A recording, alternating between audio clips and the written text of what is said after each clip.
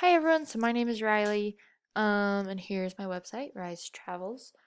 I built this website because this past year I was able to live in Poland for 4 months, and while there we traveled as a group to 13 different countries, and before that I had never traveled or been out of the country, and so there was a lot of learning that happened that I had no idea needed to happen.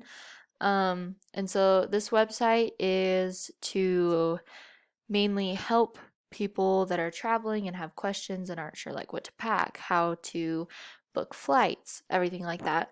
And so I made this mostly for the blog aspect of it.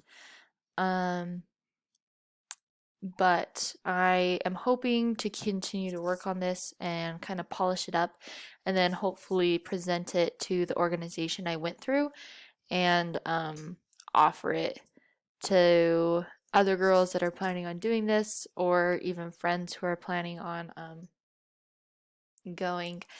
So I'll show you around. First, we have the title here, and then just a very short bio about me and kind of why I decided to make this website. There's a picture of me. And then here we have a link to get in touch with me. Like I said, the main part of this is going to be a blog. And so I have not made as many blog posts about traveling yet. Most of these are assignments, which we'll get deeper into that in a second. In this contact form, I have a little bit bigger bio talking about where I'm from, kind of my story, um, and why I decided to do what I did and where I'm at now. There's also a contact page so that if someone wants to get in contact, they can. And also the link, I actually have a Rise Traveled Instagram that I used while I was in Poland, so I linked that here so that people can go on, see my pictures that way. And then most of these have been assignments, kind of like I said before. And so I have those here in design for my visual media class.